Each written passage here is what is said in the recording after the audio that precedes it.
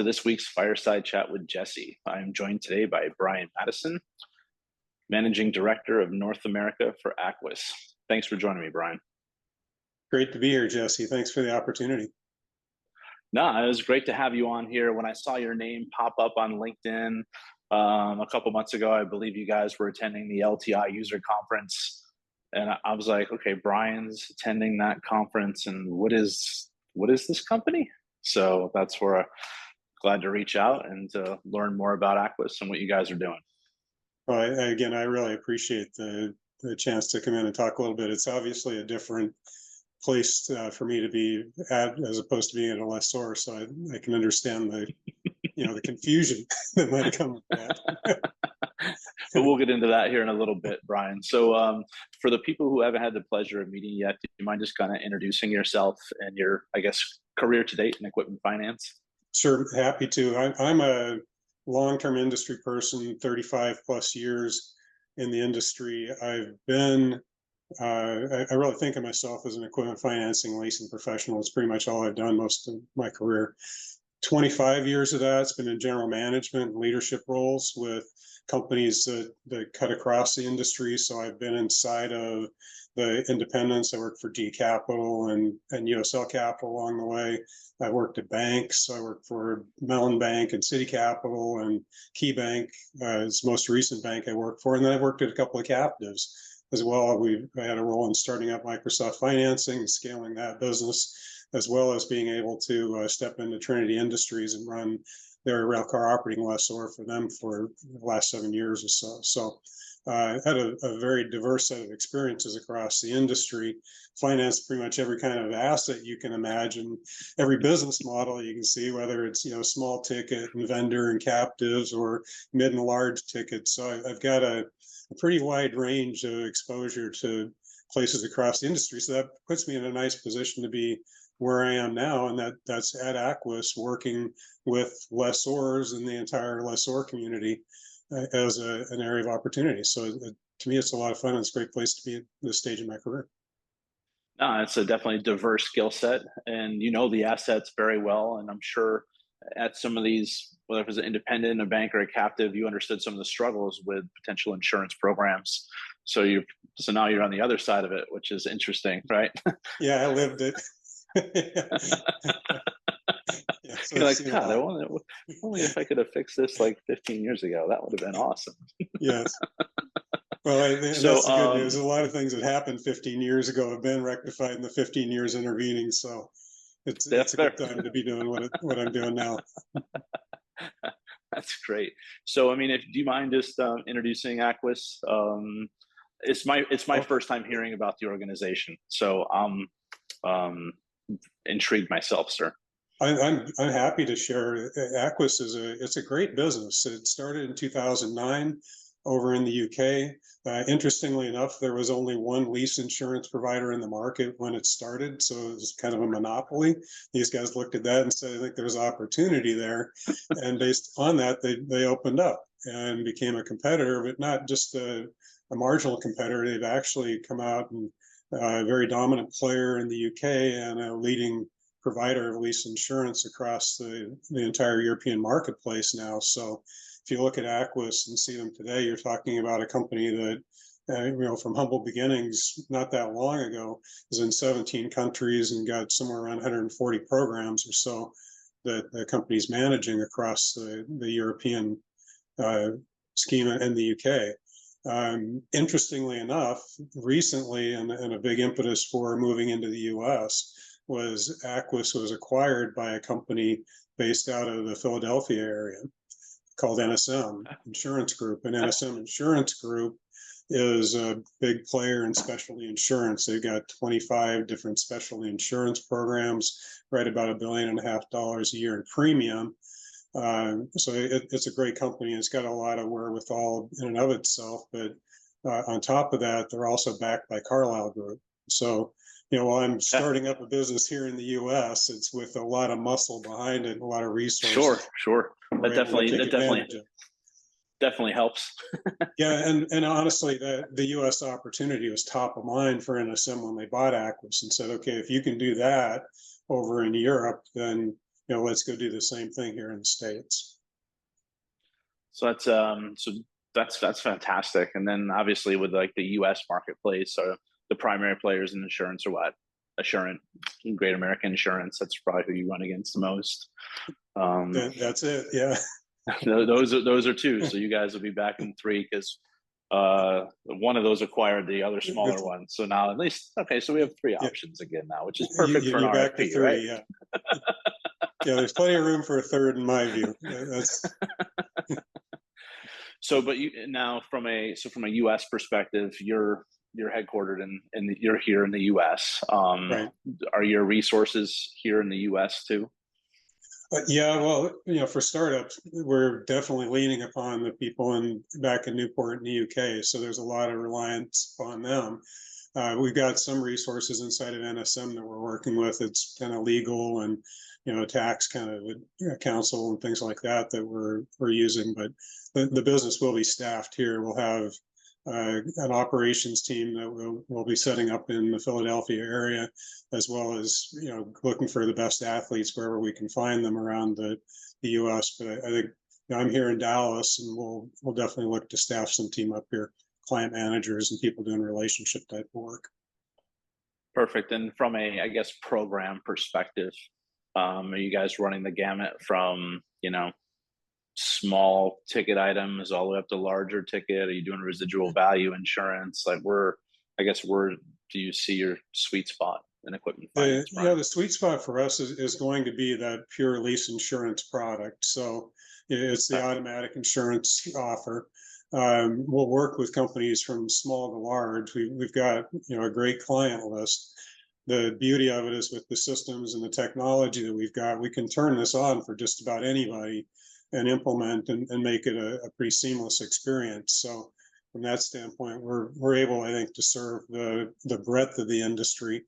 Ticket wise, there's most of these programs kind of limit somewhere around $1 million in coverage, and somewhere between 250 and 500,000 as far as a single asset. And so that's more likely be where you'll see our efforts focused. But the beauty of what we do is that we work with multiple insurance companies. We're not beholden to one particular company and their appetite. So to the extent that I need to get different coverage for somebody, or the asset class is kind of out there on the periphery from what you'd see in the regular market, I can go find it. And so that's part of the appeal of this, is the ability to go out and source coverage from carriers that might be a lot more diverse than what we'd be able to otherwise operate if we were just inside of one of the big companies you mentioned previously. No, I can see that definitely being a competitive advantage because you're not limited by, program type. It's like, okay, well, this one doesn't have it. All right, let's go find the best one that does. Yeah, and as an example, if you looked at Europe, we've got, I think it's something like 8 or 9 different providers over there. That's crazy. How many are in the States? Any idea? Insurance companies? Yeah. Well, there's a lot. There's a very, very small population that are providing lease insurance right now. That's why I'm here. No, that's fair. I sit there and I wonder the number of them, and it's like it's probably just too many. Too many. Yeah. All right, so we're 3-4 months into this venture, and being a traditional lessor and now running a servicing operation. I know it's probably too far in its infancy to say, "Hey, how's it going?" But I guess just what are your thoughts being on kind of and I can't relate because I've always been a service provider. I've never gone to that other side, so I can't relate. But how is that, Brian? You know what, Jesse? It's kind of funny that you raised the question like that, because I think of my entire career as being a service provider for 35 years. It's Okay. all we are is financial services, and that being the case, it's just different, niche markets inside of. And for me, it's if anything's different, it's whenever I've been inside of a lessor, you're very narrowly focused. I'm here, everything I do is about driving the success of this organization and my customers that I serve as a part of that. The the difference with this is that it's the breadth of customers that I can potentially take care of. I love the industry that we're in, and all of these different players, captives, independents, banks, small to mid-ticket type of companies, and all the business models that exist inside of that. That's what excites me about it, is that exposure to so many different business models and the potential to help them be able to enjoy success. And particularly right now, if you look at the marketplace and the margin compression that people are experiencing, and maybe some concerns about the risk that's out there with a looming recession, if you believe the market, what people have been thinking about that, then this is a great time to bring on additional services like lease insurance that can manage your risk for you, improve your operating costs and your ability to outsource those costs to another player. And bottom line is, when you do all of that and take that off your plate, you can make more money at the same time. It's a great time to be able to help people out with the margin compression and managing the cost line and servicing their customers better. No, absolutely, and especially banks right now, right? Are they really going to be investing a lot in in things that don't have an immediate return? No, well, and that's, again, that's the nice part about this, is that it could pay handsomely for people to, the reward that they get for the effort that it takes to, effectively outsource this piece of their insurance management is high. Nope, nope, nope. Spot on. So you. I guess I don't want to say this, take this the wrong way. You're an industry veteran, right?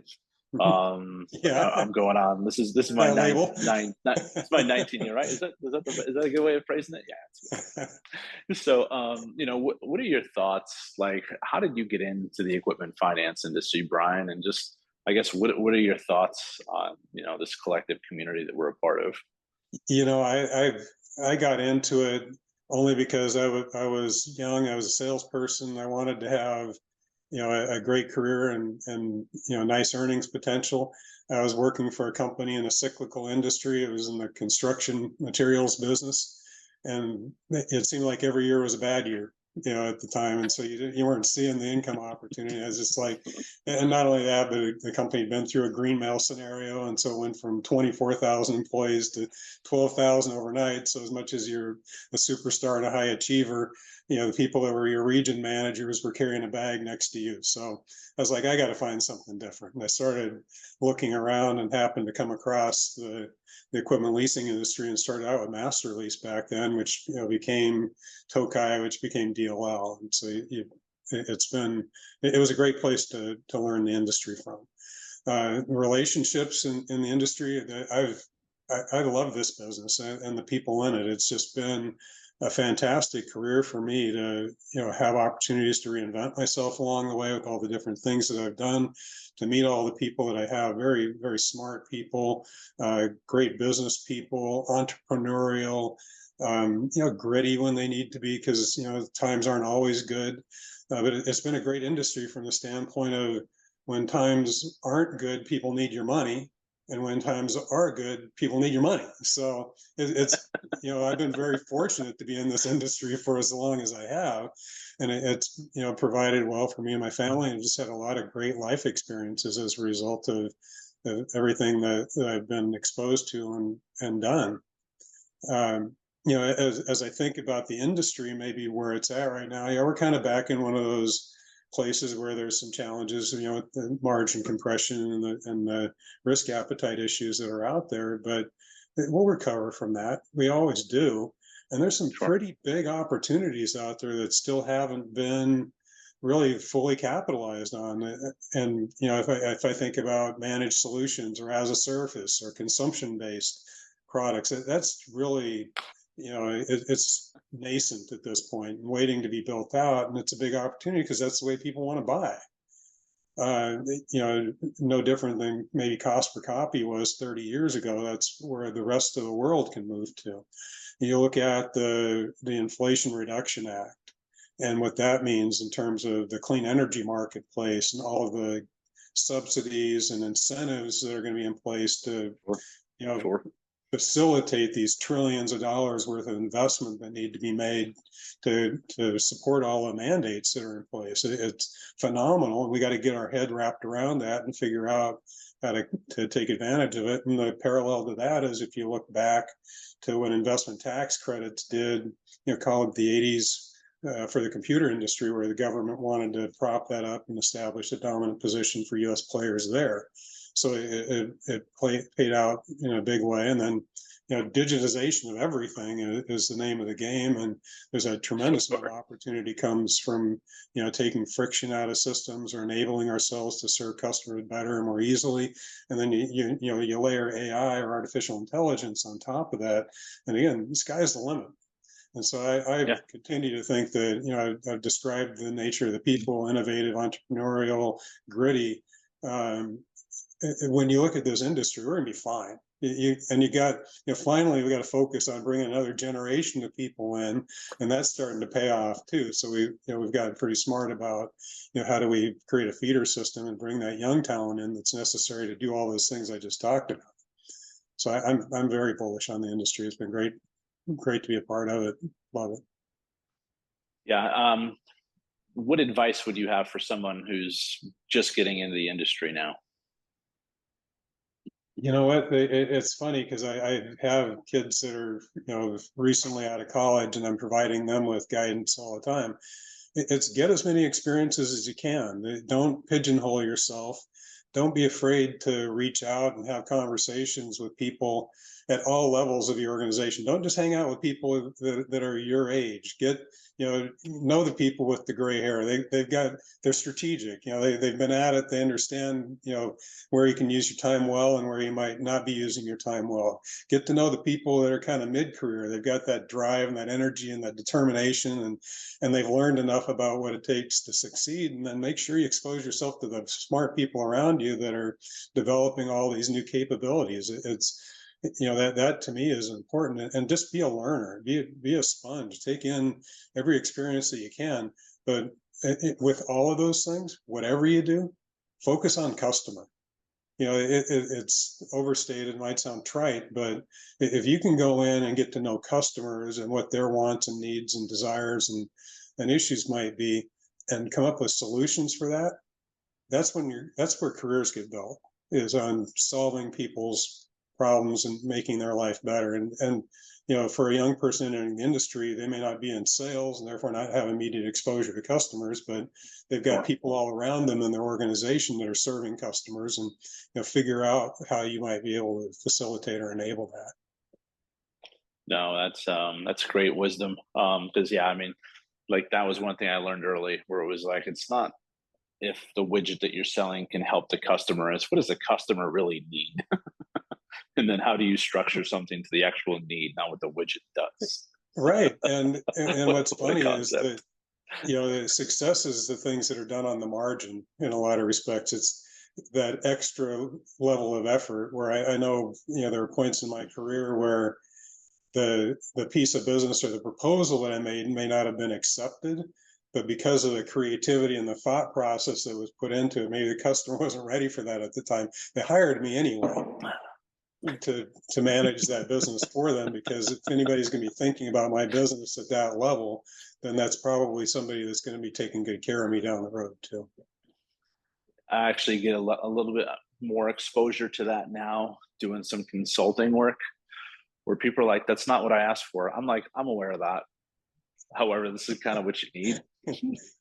Yeah, you may not be ready for this, but at least between the two of us, we share that. Majority of to kind times, of put a blanket around it and soft sell it a little bit, right? It comes back around, but it's like the initial shock where they're like, "What?" And I'm kind of like, "Yeah, well, you said you wanted this, and as I was learning more about your business, that's fine. it's these sleeping giants that are going to be more of a problem for you." Right, and I'd be doing you a disservice. I can give you exactly what you asked for, and I'll take your money, But at the end of the day, let's talk really about what you need and where we can set the stage for a long-term success on your part. And people, and once they trust you, they come to value for that type of relationship. And that kind of goes back to the question you asked earlier. The fun I've had in the industry are the people that you can have that kind of dialogue with, where they really appreciate the creativity and the enthusiasm that you might have for helping them succeed. Yeah. Well, plus you're putting your neck on the line a little bit to protect them, and I think they appreciate that after the initial Mhm. like, what's going on here? Well, and hopefully that in some respects, that's where the trust comes from, is Yeah. that they know that Yeah. you're looking out for their best interests, even if it wasn't what they wanted to hear, it's what they needed to. Nope. Same page. So I ask everyone who comes on here, Brian, to give me a little fun fact about themselves. Something that makes you tick kind of outside of equipment finance. Okay. These fun fact questions are always interesting. They asked me the same thing when I started with Acquis, and I have this thing that I love, and there's a podcast. I'll just bring that up, and it's called Business Wars, and they're very well done. Basically, what this company does is they take these epic business battles that have happened at one time or another, and then they recreate them as if you were there. And so they carry on the conversations like people are in the boardroom having a debate. And, they get into really the ins and outs of why this happened and what happened, what transpired. And so to me, anytime I get in the car, this is on. My wife hates it. It's like, oh, geez, here we go. But the business wars are great because what you're learning is Uber versus Lyft and Amazon versus Walmart, or Walmart versus Target's the most recent one they're working on, or Boeing versus Airbus, or Monster versus Red Bull.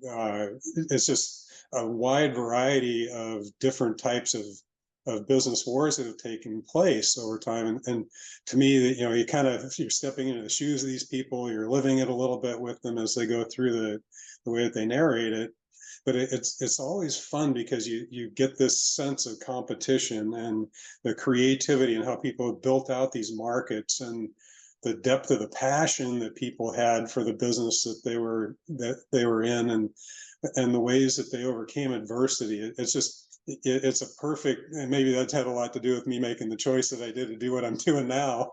But it's a lot of fun to watch and see how people start a business and what they do to take it through to maturity, and all the pitfalls that they might come across along the way, and what that means to them as a person in a business. So I'm kind of addicted to it. I got to be honest with you. And Okay. Okay. anybody that has a personal conversation with me, I probably that's in business, at some point I'll bring it up and say, hey, have you ever checked this out?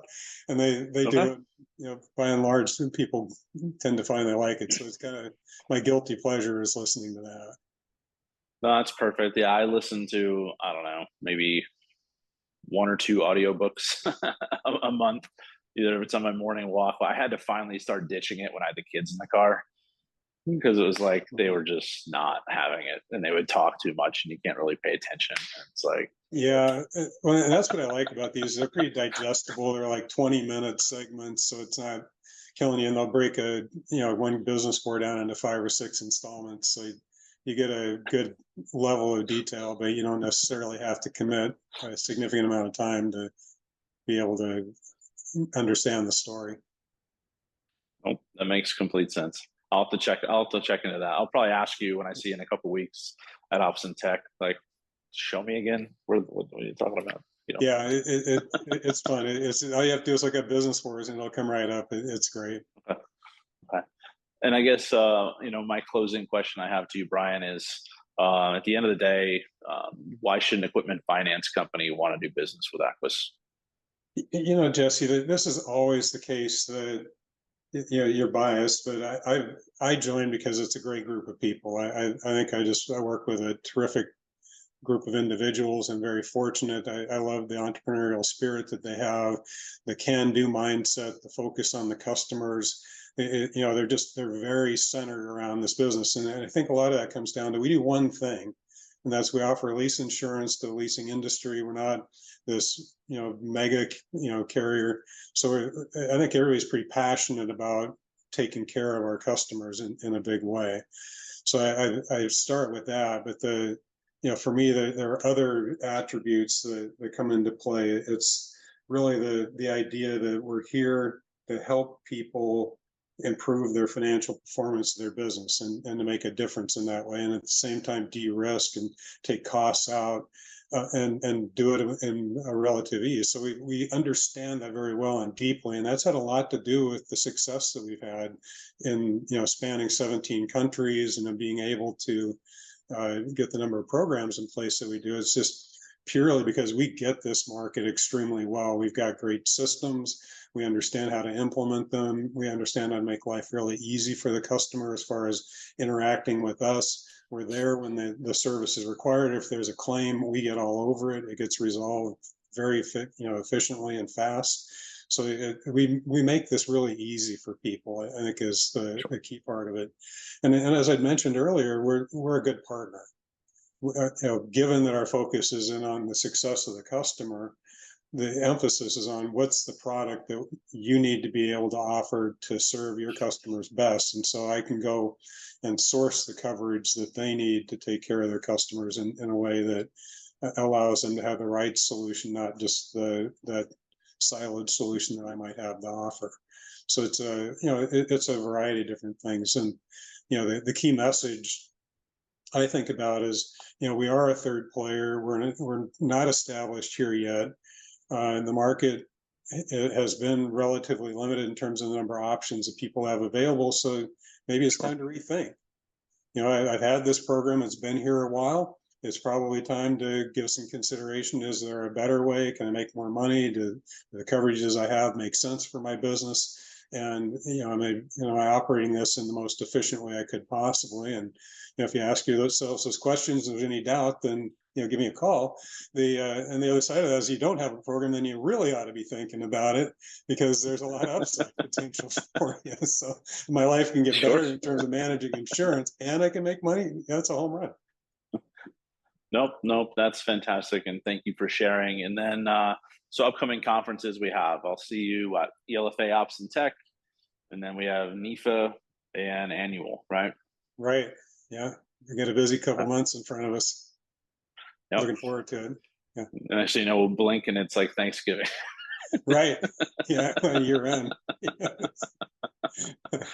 Well, excellent, Brian. Well, I really appreciate your time today, sir. Thanks for sharing your story, and it's intriguing to learn more about Acquis and what you guys are doing. Can't wait to see how the rest of this year flies for you, and then see how next year goes as well. It's exciting times. Absolutely, my pleasure, Jesse. And we're excited, and we've got big plans, big aspirations, and looking forward to making it all real and being able to, like I say, engage with people in a much broader way across the industry. It's gonna be a lot of fun. All right, sir. Thanks again for your time. We'll talk soon. Thank you. My pleasure. Thank you.